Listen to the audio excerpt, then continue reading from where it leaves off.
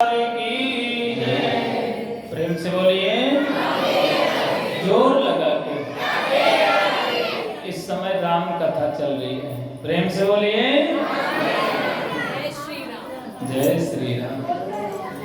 एक बार जो सीताराम कहता है ना, उसको 108 बार राम राम कहने का फल प्राप्त होता है। सीताराम घर में जाके लिखना है, गिनती करना, 108 आएगी संख्या। प्रेम से बोलिए। 4 पुत्रों का जन्म हुआ और आगे चलते हुए नामकरण संस्कार संपन्न हुआ। कौशल्या के गर्भ से जो बालक का जन्म हुआ उनका नाम हुआ राम, और कैकेयी के गर्भ से जो बालक जन्म लिया उनका क्या नाम रख हुआ भरत। और माता सुमित्रा के गर्भ से 2 पुत्रों का जन्म हुआ, लखन लाल जी और शत्रुघ्न लाल जी हैं। 4 पुत्रों का जन्म हुआ। यहाँ नामकरण संस्कार के बाद कुछ समय के बाद विश्वामित्र जी का आगमन हुआ। विश्वामित्र जी आकर के और महाराज दशरथ से प्रार्थना करते हैं, राजन आप अपने बड़े पुत्र को मुझे प्रदान करें। महाराज दशरथ ने कहा, ऋषि आप ये क्या मांग रहे हो? मेरे 4 पुत्र प्राणों से प्रिय हैं, लेकिन राम तो अतिशय प्रिय है, मैं नहीं दे सकता। वशिष्ठ मुनि ने कहा, अरे दशरथ, आज यज्ञ भगवान की कृपा से ही तो तुम्हारे यहाँ 4 पुत्रों का जन्म हुआ। यदि तुम यज्ञ की रक्षा करने के लिए 4 पुत्रों को नहीं दे सकते हो तो 2 बालकों को प्रदान करो। 2 दोगे ना, ये 4 बन के आएंगे। गुरुदेव की आज्ञा से महाराज दशरथ ने प्रभु श्री राम और लखन लाल जी को प्रदान कर दिया। विश्वामित्र जी लेकर के जाते हैं और यज्ञ की रक्षा करते हैं। दोनों भाई दैत्यों का संहार करते हैं। आगे चलते हुए कुछ समय के बाद कुंडिलपुर में यहाँ विदेही राज जनक हुए और महाराज जनक यज्ञ के लिए जमीन का शोधन कर रहे हैं। पहले के राजा महाराजा जब यज्ञ करते थे ना, तो सोने का हल बना करके जमीन शोधते थे अपने हाथ से। जैसे जमीन का शोधन कर ही रहे थे कि कुछ भाग में एक घड़ा फंस करके आया, उसमें एक कन्या क्रीड़ा कर रही थी, खेल रही थी। महाराज जनक उस कन्या का लालन पालन करते हैं। वो कन्या कुछ बड़ी हुई। एक बार महाराज जनक भगवान शिव के यहाँ गए थे। भगवान शिव के द्वारा प्रसादी में धनुष प्राप्त हुई और उस धनुष को ले जाकर के महाराज जनक उसका पूजन करते हैं। एक दिन महाराज जनक नगर भ्रमण करने के लिए चले गए। धनुष में बड़ा भार था, वजन था। जानकी उस धनुष को उठा करके गोबर का लेपन लगाती है और पुनः उसी जगह स्थापित करती है। महाराज जनक वापस आए बाजार से, देखते हैं कि चौका लगा हुआ है, गोबर का लेपन किया गया। धनुष को किसने उठाया? महाराज जनक ने पूछा, बेटी जानकी, इस धनुष को किसने उठाया? जानकी ने कहा, पिताजी मैंने उठाया। पहले के राजा महाराजा जो मन में आता वो संकल्प कर लेते। महाराज जनक ने उसी समय संकल्प कर लिया कि इस धनुष को जो भी सूरवीर तोड़ेगा उसी के साथ में तुम्हारा स्वयंवर करूंगा। संकल्प कर लिया कि जो भी धनुष का खंडन करेगा उसी से मैं तुम्हारा विवाह करूंगा। लगन पत्रिका जब विवाह के योग हुई, माता जानकी लगन पत्रिका भेजी जाती है सभी के लिए और बड़े बड़े शूरवीरों का आगमन हुआ। जब बड़े बड़े शूरवीर आते हैं, धनुष तोड़ना तो दूर, कुछ ऐसे भी राजा हैं जो धनुष को हिला भी नहीं पा रहे। पत्रिका यहाँ विश्वामित्र जी के पास भी गई। विश्वामित्र जी प्रभु श्री राम और लखन लाल जी को लेकर के चलते हैं। नगर प्रवेश करने से पहले ही विश्वामित्र ने कहा, क्यों न मैं संध्या वंदन करूं। राम जी को आदेश किया, बेटा राम जाओ पुष्प वाटिका में जाकर के पुष्प तोड़ कर के लाओ ना। प्रभु श्री राम लखन लाल जी के सहित पुष्प वाटिका में जाते हैं पुष्प तोड़ने के लिए। यहाँ माता जानकी अपनी सखियों के साथ पुष्प वाटिका में आई हुई हैं कात्यायनी पूजन के लिए, पुष्प लेने के लिए। दोनों का आपस में मिलन हुआ। माता जानकी कहती है, अरे बहन जो ये सावरे से है ना आगे आगे चल रहे हैं, मेरी तो इच्छा है इन्हीं से मेरा स्वयंवर होना चाहिए। राम जी भी बीच बीच में रुक जाते हैं। लखन लाल जी पूछते हैं, भैया आप क्या देख रहे हैं रुक करके। प्रभु ने इशारा किया, भैया लखन चलो आगे चले।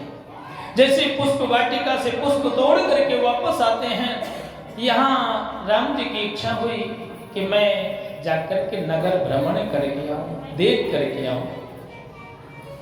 पुनः उत्कंठा हुई कि जाऊं नगर विचरण करने के लिए, नगर दर्शन के लिए। गुरुदेव से आज्ञा लेने के लिए गए। गुरुजी लखन की इच्छा है नगर भ्रमण करने की। गुरुदेव ने पूछा, बेटा राम लखन की इच्छा है, तुम्हारी तो नहीं है ना, और तुम लखन को नगर भ्रमण कराओगे, क्या तुमने पहले कभी नगर भ्रमण किया है? राम जी शांत खड़े हैं।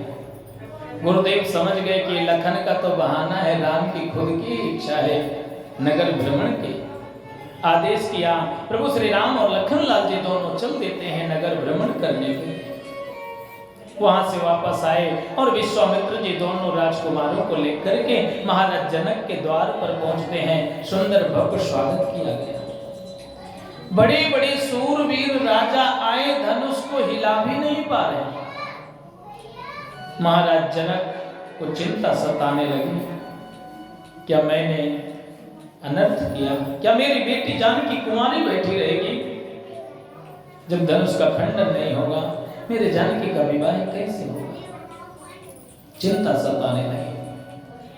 अब जन को मखे भट मानी, अब जन को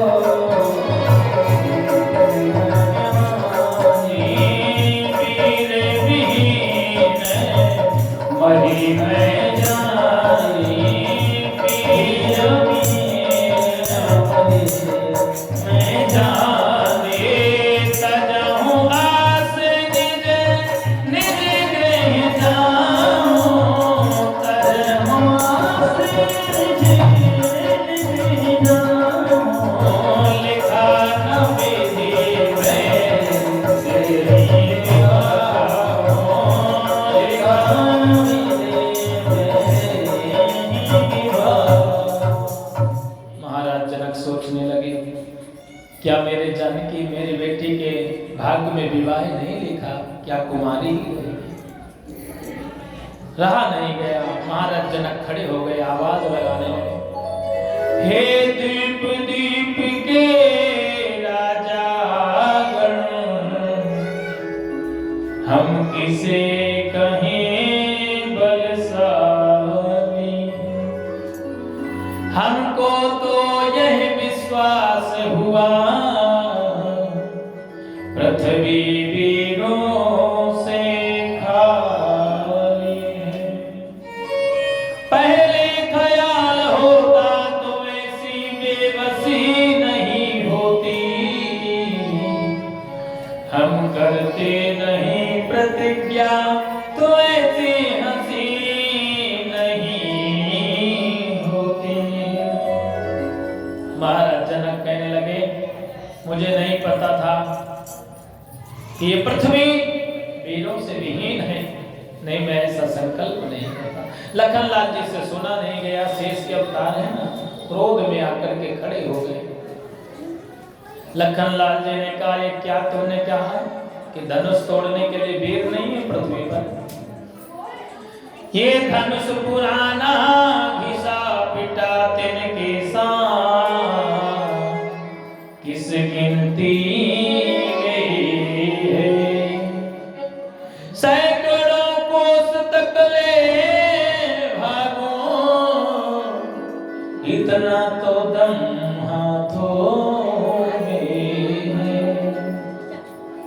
ये धनुष घिसा पेटा धनुष के उठाने की बात क्या, मैं तो 100 किलोमीटर लेकर के भाग भी सकता हूँ। यहाँ लखन लाल जी को जैसे ही क्रोध हुआ, राम जी ने इशारा किया, भैया तुम धनुष तोड़ लोगे, हमको बैठाए कुंवारे, अभी मैं हूं ना। आज लखन लाल जी को इशारा किया प्रभु श्री राम, ये क्रोध नहीं करते संतों के सामने, अपने से बड़ों के सामने। आज हम लोग थोड़ी सी जिम्मेदारी ले लेते हैं, फिर तो बात करते हैं हम ही सब कुछ इस संसार को उठा रख के हम ही चला रहे हैं। जो क्रोध करे, जो सोचे हम ही कर रहे, समझो कुछ भी नहीं कर रहे। प्रेम से बोलिए। प्रभु श्री राम ने इशारा किया, लखन तुम छोटे हो, तुमसे भी बड़े यहाँ बैठे हुए हैं, ये क्रोध शोभा नहीं देता है, क्रोध करना उचित नहीं, शांत बैठ जाओ। लखन लाल जी शांत बैठ गए जैसे भैया का आदेश हुआ। और यहाँ शुभ समय का इंतजार हो रहा है विश्वामित्र जी के द्वारा। वो शुभ समय आया, विश्वामित्र समय शुभ जाने,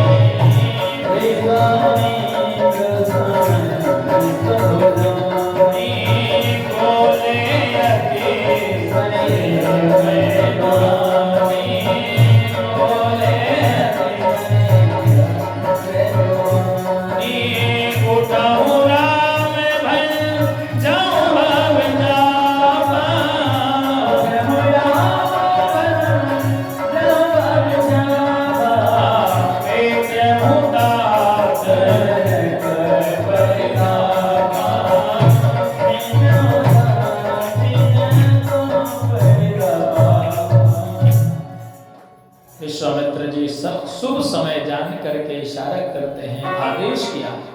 प्रभु श्री राम खड़े हो गए, बोले विश्वामित्र तव नाम चढ़ाओ ऊंचा, मान दिखाओ वंश का, हरो जनक परिता।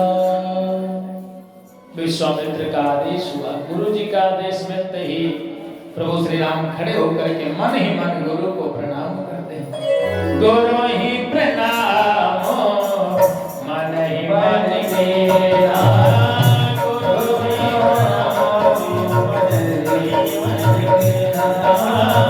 अति लाघव उठाई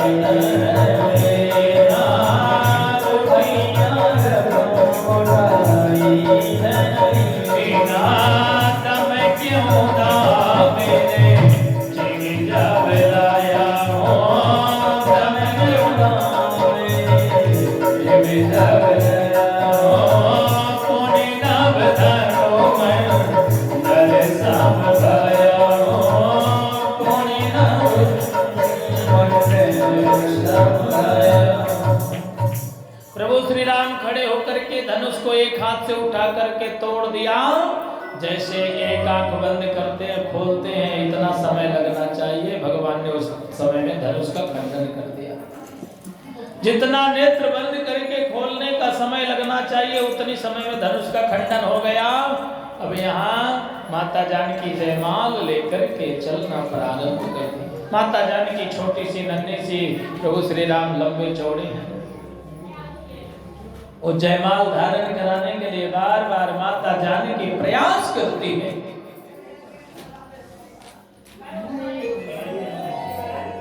एक माइक लगा दो कल्लू भाई, इधर भाई जी बात कर रहे हैं, आवाज नहीं आ रही उनकी यहाँ पे। प्रेम से बोलिए, जोर लगा के। काग पढ़ाए पिंजड़ा पढ़ गए चारों वेद। जो तोता बंद रहता है ना उसको पढ़ाओ वो भी सीख लेता है, बात मान जाता है। प्रेम से बोलिए, जोर लगा के। माता जानकी जयमाल लेकर के आती है। प्रभु श्री राम लंबे चौड़े, माता जानकी छोटे सी। लखन जी को इशारा किया, लखन जी लेट जाते हैं चरणों में। जैसे प्रभु श्री राम उठाने के लिए झुके, माता जानकी को मौका मिला, जयमाल धारण करा देती। बोलिए राघवेंद्र सरकार की। विश्वामित्र जी ने कहा, भैया जनक, दो तुम्हारी बेटियां हैं, दो तुम्हारे छोटे भाई की हैं, 4 हो गई, और ये भी 4 भाई हैं, क्यों न एक साथ विवाह किया जाए। जनक तैयार हुए, विवाह पत्रिका भेजी गई,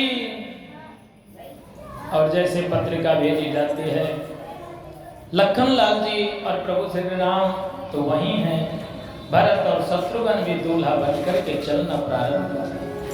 चारों भाइयों का एक मुहूर्त में विवाह संपन्न हुआ। 6 महीने बारात रुकी, 6 महीने के बाद विदाई लेकर के, और जैसे ही चलने को तैयार होते हैं, महाराज दशरथ जनक जी प्रार्थना करते हैं कि एक दिन और रुक जाइए।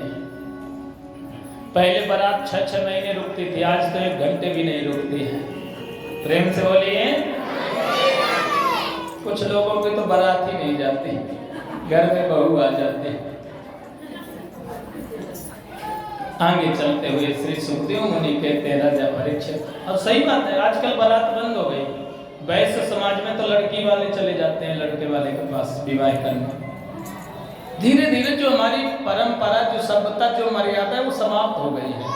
हम लोग तो अपने मनमौजी करते हैं, जो हमारे मन में है वही करेंगे, चाहे आप कुछ भी कहते रहो। प्रेम से बोलिए। आगे चलते हुए चारों भाइयों का विवाह संपन्न हुआ, और विदा लेकर के जैसे चलने को तैयार होते हैं, महाराज जनक ने कहा, राजन, मेरी चारों बेटियां बड़ी सुकुमार हैं, लेकिन जो जानकी है ना, वो अतिशय सुकुमार है, इसके जीवन में कोई कष्ट ना आए। महाराज दशरथ ने कहा, जैसे आपकी बेटी ऐसी ही तो मेरी बेटी है। आज उसके जीवन में क्या बीत रही होगी, जिसके 4 बेटियों का विवाह संपन्न हुआ और वो विदा लेकर के अपने ससुराल को जा रहे हैं। बेटियों का जीवन भी दूसरे के घर के लिए ही होता है। बेटियों का जन्म होता है, लालन पालन करते हैं, पढ़ाते हैं, लिखाते हैं, बड़ी होती हैं, विवाह कर देते हैं, तो दूसरे घर चली जाती हैं। बेटियां 2 पीढ़ी का उद्धार करती हैं, मातृ पितृ का और ससुराल पक्ष का, और बेटा तो 1 पीढ़ी का भी उद्धार नहीं करते हैं। प्रेम से बोलिए। अयोध्या पूरी दुल्हन की तरह सजाई गई स्वागत के लिए, और कुछ समय के बाद राज्याभिषेक की तैयारी की जाती है। मंथरा ने कैकेयी की बुद्धि बिगाड़ दिया, और कैकेयी 2 वरदान मांगती है जो बकाया थे। एक बार देवता दानवों में युद्ध हुआ, माता कैकेयी स्वयं रथ के पहिए को अपनी उंगली से रोक दिया। जब रथ का पहिया निकलने लगा, महाराज दशरथ ने कहा, देवी वरदान मांग लो। कैकेयी ने कहा, समय आने पर 2 वरदान मांगूंगी। आज जो 2 वरदान माता कैकेयी मांगती है, पहला वरदान राम को 14 वर्ष का वनवास, और दूसरा वरदान भरत की राजगद्दी। महाराज दशरथ ने कहा, देवी ये क्या मांग रही है? मैं राम को 14 वर्ष का वनवास नहीं दे सकता। कैकेयी की बुद्धि मलिन हो चुकी है, मंथरा विपरीत करती है। कैकेयी ने हठ ठान दिया। राम जी को पता चला, राम जी समझाने लगे, पिताजी आप चिंता न करें, माता कैकेयी ने मेरे ऊपर बहुत बड़ी कृपा की है। मैं वन वन जाकर के संतों की सेवा करूंगा, 14 वर्ष तक यज्ञ की रक्षा करूंगा। कुछ संतों का भाव है कि माता कैकेयी ने अपने से वरदान नहीं मांगा कि राम को 14 वर्ष का वनवास। प्रभु श्री राम की स्वयं की इच्छा थी कि यदि मुझे 14 वर्ष का कम से कम वनवास मिल जाए तो मैं संतों की सेवा कर लूं, यज्ञ की रक्षा करूं।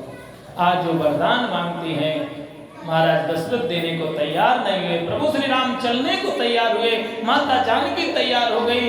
महाराज दशरथ ने कहा, बेटी मैंने तुम्हारे पिता को वचन दिया है कि जीवन में कष्ट नहीं आएगा, तुम जाके 14 वर्ष वन में, निर्जन वन में कहाँ रहोगी, मत जाओ। माता जानकी ने कहा, पिताजी मेरा विवाह हुआ पति की सेवा के लिए, और यदि मैं सिंहासन में, राजमहल में रहूं और मेरे पति बन बन ठोकर खाएं, तो ये पतिव्रता नारी का धर्म नहीं है, आप मुझे जाने दें। लखन लाल जी चलने को तैयार हुए, और यहाँ सुमित्रा मैया को पता चला कि प्रभु श्री राम जा रहे हैं, लखन लाल सेवा में जा रहे हैं। सुमित्रा मैया कमरे के अंदर बंद हो गई कि कहीं आंखों से अश्रु प्रवाहित ना हो जाए, नहीं तो यात्रा में अपशगुन हो जाएगा। आज चलने को तैयार हुए। यहाँ सुमंत जी रथ पर विराजमान करके लेकर के जाते हैं। तमसा नदी के किनारे पहुंचते हैं और प्रार्थना करते हैं, प्रभु अब तो वापस चले जाएं, आपका वरदान पूर्ण हो गया वन का। जैसे ही अयोध्यावासी हजारों की संख्या में, लाखों की संख्या में प्रभु का पीछा कर रहे थे, वो रात्रि में सब सहन कर गए। प्रभु श्री राम और लखन लाल जी वहां से आगे बढ़ना प्रारंभ कर दिया। आगे जाते हैं और भगवान ने अनेकों के ऊपर कृपा किया। 13 वर्ष तक भगवान चित्रकूट में रहे और 1 वर्ष नासिक आदि इधर उधर क्षेत्रों में विचरण किया। माता जानकी का हरण हुआ रावण के द्वारा, और जब हरण हो जाता है वानर सेना की सहायता से प्रभु श्री राम खोज करते हैं और लंका में प्रवेश करने से पहले माता सबरी के यहाँ जाकर के बेर का भोग लगाया। माता सबरी पूर्व जन्म में एक रानी थी, राजा के साथ प्रयागराज गई, लेकिन उनकी इच्छा थी मैं संगम तट में जाकर के संतों के दर्शन करूं। राजा जाने नहीं दिए, रानी आत्महत्या कर ली और दूसरा जन्म सबर जात में हुआ। उन्हें पता था कि मैं संतों के दर्शन नहीं कर सकी, इसलिए अपने प्राणों को त्यागा। आगे चलते हुए पागल की तरह जीवन यापन करती, पिता के द्वारा विवाह की तिथि निर्धारित कर दी गई। बड़े बड़े हिंसक जानवर लाए गए कि वध करके इनका मांस भक्षण कराया जाएगा। सबरी की चोटी मां गूंथ रही थी। सबरी ने पूछा, मां ये बताओ ये हिंसक जानवर बंद क्यों किए गए?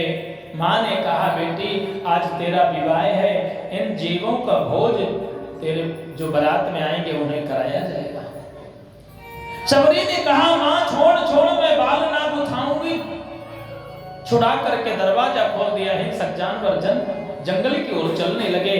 उन्होंने आशीर्वाद दिया, सबरी तूने आज हमें छोड़ा, कल तुझे हम भी छुड़वाएंगे प्रभु से।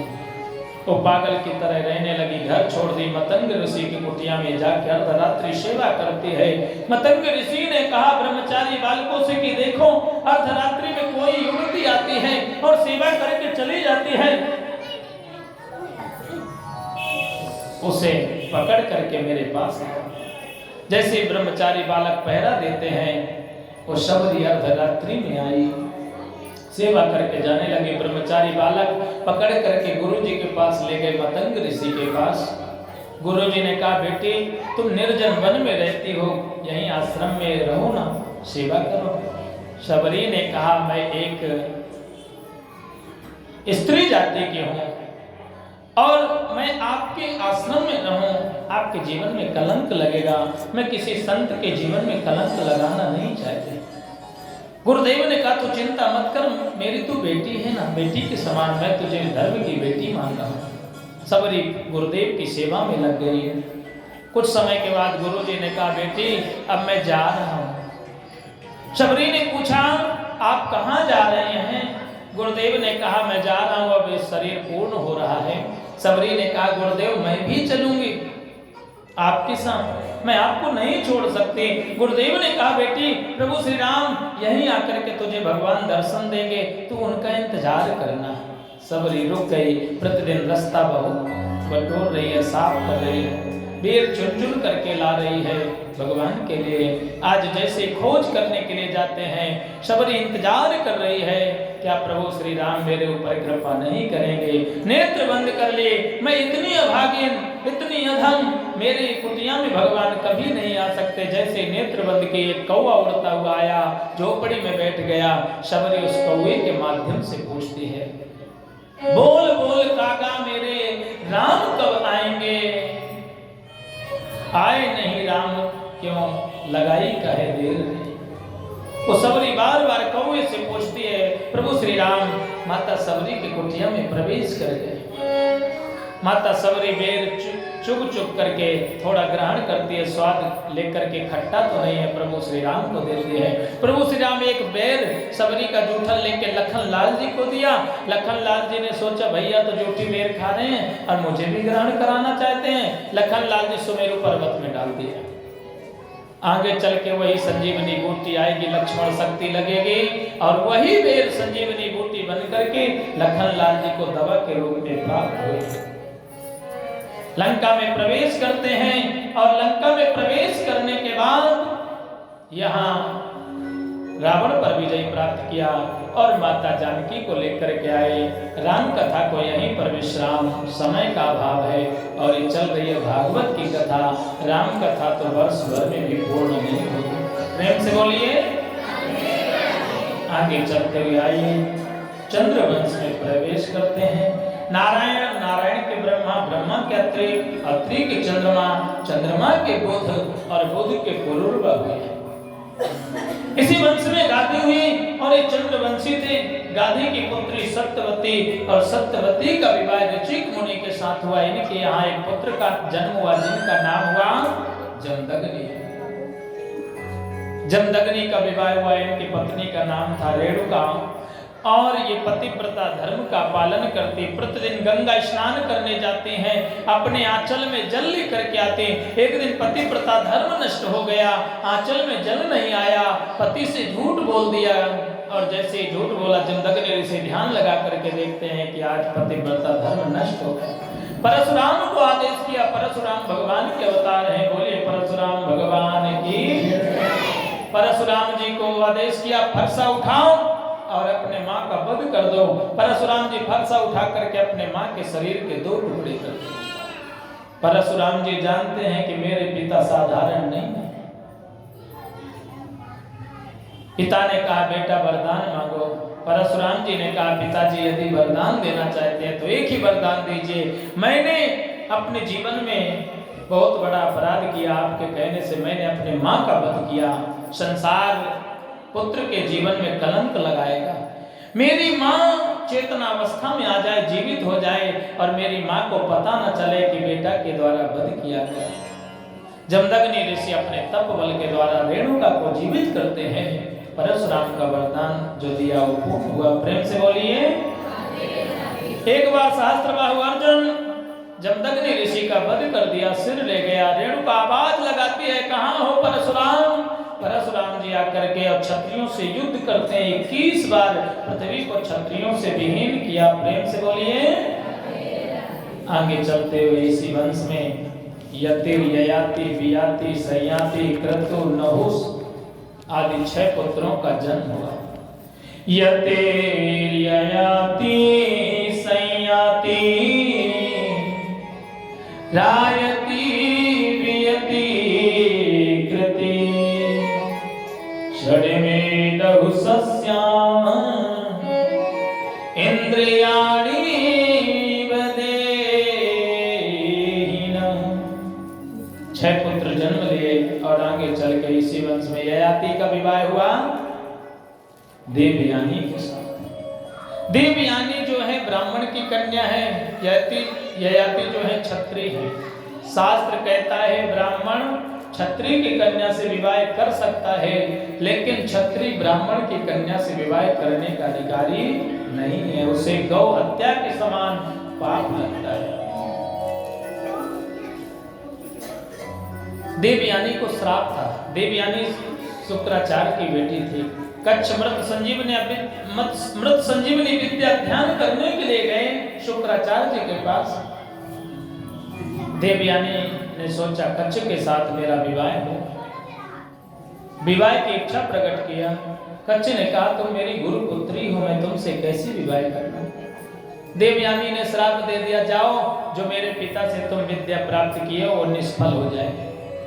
कच्छ ने भी श्राप दे दिया, जाओ तुम्हारा विवाह ब्राह्मण कुल में नहीं होगा, क्षत्रिय कुल में भले ही हो जाए। वन में खेलने के लिए गई शर्मिष्ठा के साथ। शर्मिष्ठा के वस्त्र धोखे से पहन ली। शर्मिष्ठा ने देवयानी को कुएं में ढकेल दिया। राजा ययाति शिकार खेलने के लिए गए। राजा ययाति को पता चला, जैसे ही कुआं से निकालते हैं हाथ पकड़ के, वो देवयानी हाथ छोड़ने के लिए तैयार नहीं।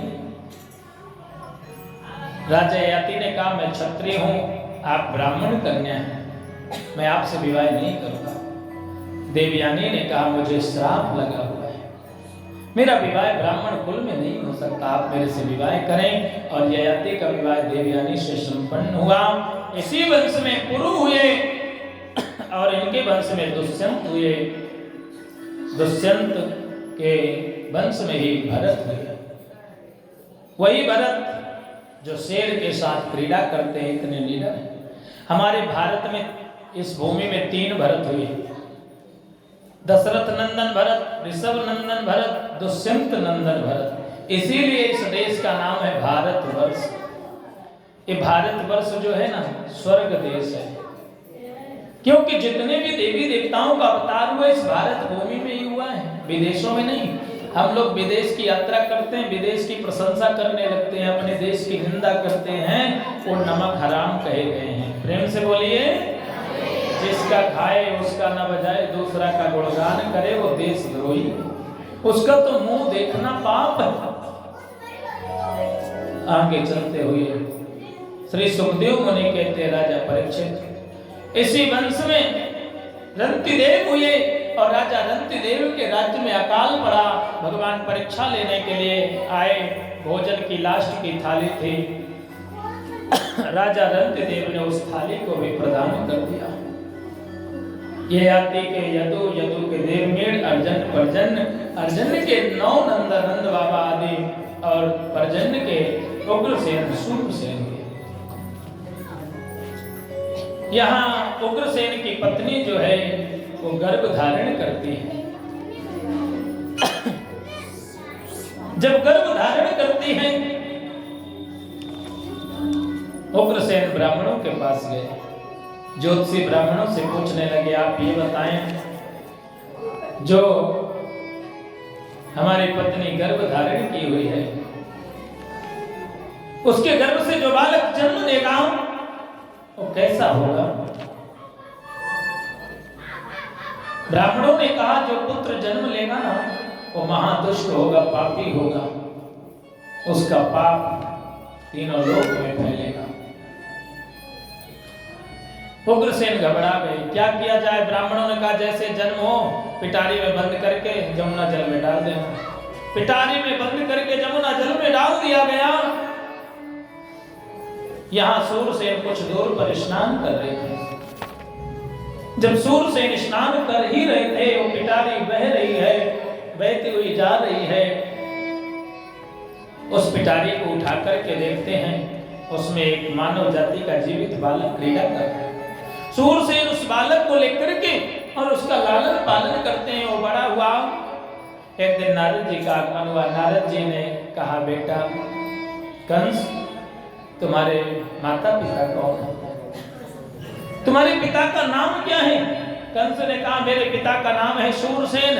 नारद जी ने कहा, तुम्हारे पिता सूरसेन नहीं है, उग्रसेन है। संतों ब्राह्मणों के कहने से तुम्हें तो विसर्जन कर दिया जल में, मरा समझ कर। कंस क्रोध में आकर के उग्रसेन को बेड़ियां डाल करके कारागृह में डाल दिया, स्वयं राजा बन करके बैठ गया। इसके चाचा थे देवक, पहले उनकी मृत्यु हो गई और वो अपनी छोटी बहन देवकी के विवाह के लिए तिथि निर्धारित किया। वर की खोज की गई और विवाह की तिथि निर्धारित की जाती है। जैसे ही सुंदर विवाह हुआ, बहन की विदाई कर ही रहा था, कंस ने सोचा, लोग कहते हैं कंस बड़ा पापी है, तो क्यों ना मैं बहन के रथ की रस्सी को पकड़ करके स्वयं विदा करूं, ताकि समाज में चर्चा हो कि कंस तो बड़ा धर्मात्मा, बहन से बड़ा प्रेम करता है। जैसे विदा कर ही रहा था, भगवान ने सोचा पापी का पाप का घड़ा भरना चाहिए। आकाशवाणी हुई, अरे कंस, जिस बहन के रथ की रस्सी को पकड़ करके तू विदा कर रहा है, इसका लाल अष्टम तेरा काल होगा, काल होगा, काल होगा। कंस घबरा गया, ना रहेगी बांस ना बजेगी बांसुरी। कंस बहन के केस पकड़ लिया, तलवार निकाल लिया मारने के लिए। वसुदेव जी के द्वारा प्रार्थना किया जा रहा, भैया शत्रु बहन नहीं है, इसकी संतान है। मैं वचन देता हूं, जो भी बालक जन्म लेगा मैं तुम्हें लाकर के जरूर दूंगा। आज जैसे ही संकल्प किया, कारागृह में पुनः डाल दिया गया। आज प्रथम पुत्र का जन्म हुआ। प्रथम पुत्र को जैसे ही लेकर के वसुदेव देवकी कंस के पास आते हैं, कंस ने सोचा ये प्रथम पुत्र है, मेरा शत्रु नहीं है, मेरा तो अष्टम लाल है। नारद जी ने सोचा इसका पाप का घड़ा भरना चाहिए। नारद जी आके कहने लगे, कितनी उंगलियां हैं? कंस ने कहा 8। नारद जी ने कहा गिनती करो 1 2 3 4 5 6 7 8। नारद जी ने कहा भैया उल्टी गिनती कर लो 1 2 3 4 5 6 7 8। जो पहली थी वो 8वीं हो गई, जो 8वीं थी पहली। जो मूर्ख होते हैं ना और शंख एक दूसरे के फूंकने से हमेशा बचने। मूर्ख को जितना भड़काओ उतना ही लड़ने के लिए तैयार कर देगा। प्रेम से बोलिए। ऐसे शंख में जितना फूंक मारोगे उतना ही शंख आवाज बढ़िया करेगा। श्री सुखदेव मुनि कहते हैं राजा परीक्षित, यहाँ कंस की बुद्धि खराब हुई, जो छोड़ दिया था पुनः बुलाया और पत्थर पे दे मारा। एक एक करके 6 पुत्रों का वध कर दिया। 7वां पुत्र योग माया के द्वारा रोहिणी के गर्भ में भेजा गया। अष्टम भगवान कृष्ण का अवतार हुआ। राजा परीक्षित को सुखदेव मुनि ने कहा राजा परीक्षित हो गई कृष्ण कथा। राजा परीक्षित ने कहा हे प्रभु, जिन प्रभु ने मेरे मातृ गर्भ में जाकर के मुझे दर्शन दिया उन प्रभु की कथा में इतनी कंजूसी, आप विस्तार से वर्णन करके बतलाएं। कथितो वंश विस्तारो भवता सोम सूर्ययो राज्ञां चोभय वंशानां चरितं परमाद्भुतम्। हे प्रभु विस्तार से वर्णन करिए। श्री सुखदेव मुनि कहते हैं राजा परीक्षित, 6 पुत्रों का वध कर दिया गया और 7वें पुत्र बलराम भैया को योग माया के द्वारा रोहिणी के गर्भ में भेजा गया। माता रोहिणी के गर्भ से बलराम भैया का जन्म हुआ। बोलिए बलदाऊ भैया की। आज माता देवकी अष्टम गर्भ धारण कर रही है और अष्टम गर्भ धारण की यहाँ देवताओं के द्वारा गर्भ स्तुति की गई है। सत्यव्रतं सत्यपरं त्रिसत्या सत्यस्य योनिं निहितं च सत्ये सत्यस्य सत्याव्रत सत्यजित्रा सत्यात्मकां त्वां शरणं प्रपन्ना। हे प्रभु आप ही सत्य हैं, आपकी लीला सत्य है, आपकी माया सत्य है, आप सत्य हैं। जगत मिथ्या हो सकता है लेकिन आप मिथ्या नहीं है। देवताओं के द्वारा स्तुति की गई। यहाँ भगवान माता देवकी के गर्भ से चतुर्भुज रूप में अवतार ले लिए। बोलिए नारायण भगवान की। माता देवकी ने कहा प्रभु आप तो चतुर्भुज धारण करके आए हैं, मुझे बालक की आवश्यकता है। भगवान ने कहा अरे मैया देख मामा कंस जो है ना वो बार बार आके मेरे भाइयों का वध कर दे, इसलिए मैं 4 भुजा लेके आया हूँ कि मामा कंस मारने के लिए आएंगे, मैं पहले उनका वध कर दूंगा। माता देवकी ने कहा नहीं प्रभु आप बाल रूप धारण करें। भगवान ने कहा तो ठीक है। देख मैया और पिता वसुदेव से भी आदेश किया, नंद बाबा के यहाँ एक कन्या का जन्म हुआ है, मुझे टोकरी में ले जाना और वहां जाकर के छोड़ देना, उस कन्या को लेकर के आ जाना। वसुदेव जी ने कहा बेड़ियां पड़ी हैं, पहरेदार लगे हैं, दरवाजे बंद हैं। भगवान ने कहा चिंता मत करो, बेड़ियां खुल जाएंगी, दरवाजे खुल जाएंगे, पहरेदार सब सो जाएंगे। आप तो टोकरी में लेके मुझे जाना और जा करके मैया यशोदा के बगल से जो कन्या उस कन्या को लेना, मुझे वहीं छोड़ देना। वसुदेव जी महाराज जैसे ही भगवान बाल रूप धारण करते हैं, बोलिए बाल कृष्ण लाल की। टोकरी में विराजमान करके और लेके चलना प्रारंभ कर दिया। आइए हम और आप दर्शन करेंगे प्रभु का, स्तुति करते आइए सभी लोग बड़े प्रेम से। स्वागतम कृष्णा शरणागतम कृष्णा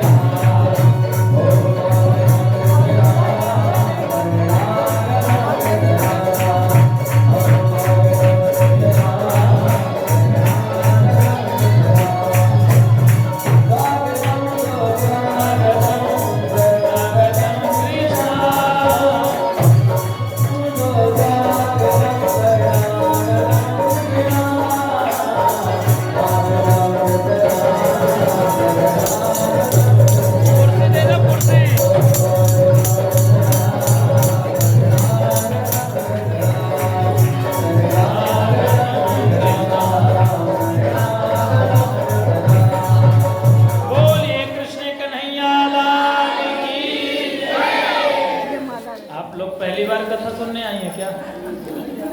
कथा की मर्यादा यही है कि आप खड़े हो गए। बैठिए सभी लोग अपने स्थान में, कुर्सी ले बैठिए सभी लोग, माताएं बैठ जाएं, व्यवस्था नहीं बिगाड़ें। प्रेम से बोलिए, जोर लगा के। फोटोग्राफर जी बैठ जाइए पीछे, बैठिए। आज वसुदेव जी महाराज टोकने में विराजमान करके और लेकर के चलना प्रारंभ करें। जमुना मैया कन्हैया के दर्शन करने के लिए ऊपर आने लगे। कन्हैया ने पैर का प्रहार किया। अरे जमुने, तुम्हें शर्म नहीं लग रहा? तुम ससुर के दाढ़ी पकड़ने के लिए ऊपर आ रही हो? जमुना अपने रूप में हो गई दर्शन करके। प्रेम से बोलिए, जोर लगा के बैठ जाओ। आगे चलते हुए ये क्या व्यवस्था बिगड़ेगी भैया? यहाँ जमुना मैया नीचे हो गई और लेकर के जाते हैं। उस कन्या को उठाया और कन्या को उठा करके गोविंद को वहीं पर छोड़ करके वसुदेव जी पुनः टोकनी में विराजमान करके और लेकर के चलना प्रारंभ कर दिया। जैसे ही लेकर के आते हैं, कारागृह में प्रवेश किया। कारागृह में प्रवेश करते ही बेड़ियां पुनः लग गई, दरवाजे बंद हो गए, पहरेदार जग गए। वो कन्या रोना प्रारंभ कर दिया। बहिरंता पुरद्वारा सर्वः पूर्ववदा व्रता ततो बालध्वनिं श्रुत्वा गृहपाला समुत्थिता। वो कंस आवाज सुना करके और आवाज सुनते ही पागल की तरह भागने लगा। दौड़ता हुआ गया, कन्या को उठा लिया। बहन प्रार्थना करने लगी, भैया ये तो कन्या है, ये तेरा क्या बिगाड़ेगी? छोड़ दे इसे, जीवन दान दे दे।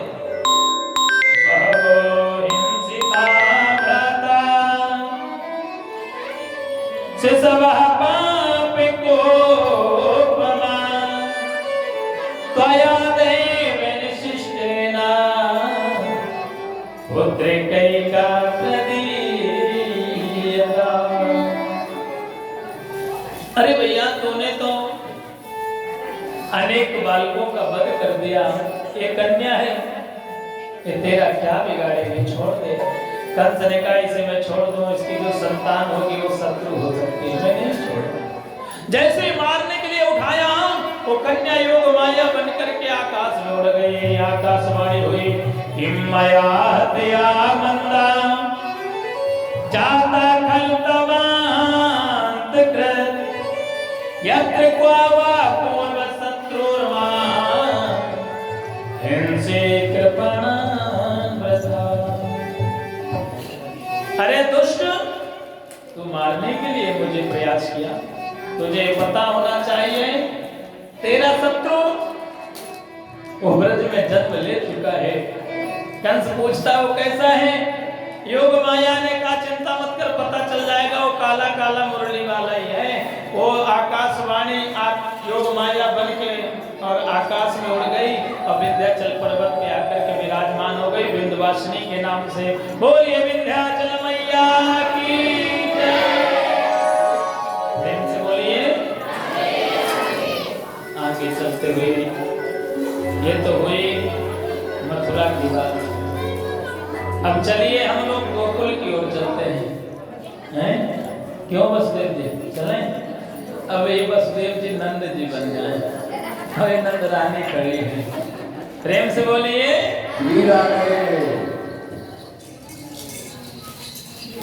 नंद बाबा की उम्र है गई 90 वर्ष की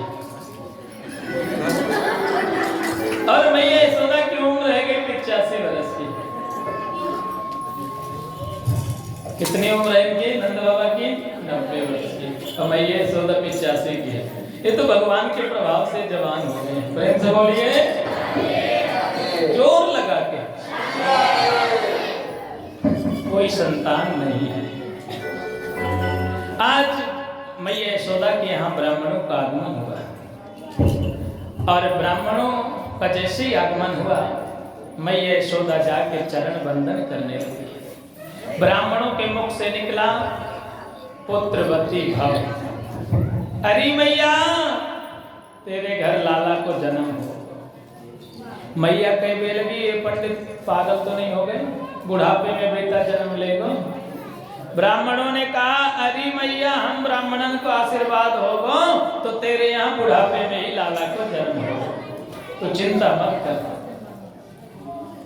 पर देख चकाचक खीर पूरी खिला, आज तो एकादशी खिला, चकाचक खीर पूरी खिलाओ और यज्ञ की तैयारी कर, तेरे यहाँ जरूर लाला कन्हैया जन्म लेगा।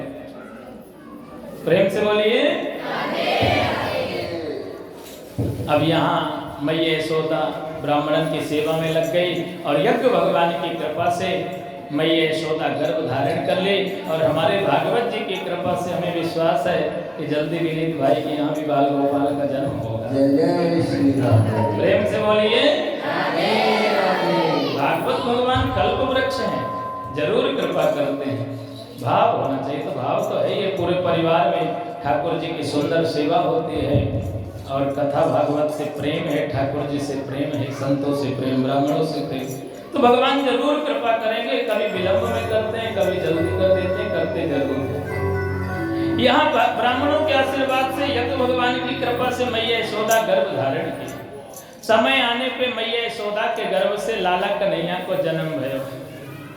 और यहाँ जैसे ही मैया यशोदा के गर्भ से लाला कन्हैया को जन्म भयो, सुनंदा दौड़ती भई गई और नंद बाबा गौशाला में रहते। सुनंदा जाके कहवे लगी भैया है गयो। बाबा कहवे लगे का है गयो? लाला है गयो। नंद बाबा दौड़ के जाके जमुना जी में गोता लगा के 108 डुबकी जल्दी जल्दी लगाए, थापक थगुआ चंदन लगाए और पगड़ी बांध के काजल लगा के और वहां से लाला कन्हैया के दर्शन करवे के ताई चल दिए। यहाँ ब्रजवासियों को पता चला, ब्रजगोपियों को पता चला, सभी ब्रजवासी, ब्रजगोपी, ब्रजग्वाल बाल लाला कन्हैया के दर्शन के ताई आ रहे हैं। यहाँ नंद बाबा ने ब्राह्मणों को बुला करके स्वस्ति वाचन कराया। स्वस्ति न इंद्रो वृद्धश्रवाः स्वस्ति नः पूषा विश्ववेदाः स्वस्ति नस्तार्क्ष्यो अरिष्टनेमिः स्वस्ति नो बृहस्पतिर्दधातु। ब्राह्मण आकर के स्वस्ति वाचन करते हैं और नंद बाबा के द्वारा इनके यहाँ 9 लाख गाय हैं तो 3 लाख गायों को सुसज्जित करके और ब्राह्मणों को दान किया गया, तिल का दान। यहाँ ब्रजगोपियों को पता चला, ब्रजवासियों को पता चला, बधाई ले लेकर चलना प्रारंभ कर दिया। तो अब पहले बधाई हमारे मुख्य यजमान की भूमिका निभा रहे हैं माई और बबलू भैया, ये आए परिवार के सहित कन्हैया का पूजन करें और बधाई भी देंगे और बधाई लेंगे भी। और आप सभी भी आए, आप सब कन्हैया के बधाई लेकर के आए, बधाई दें और बधाई देंगे। देखिए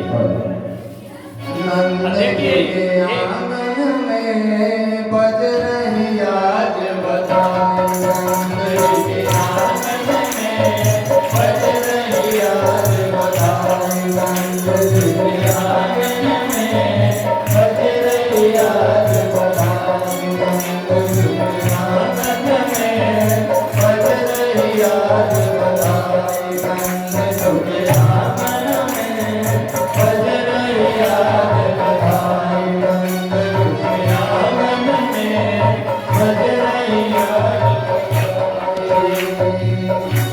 रही आज के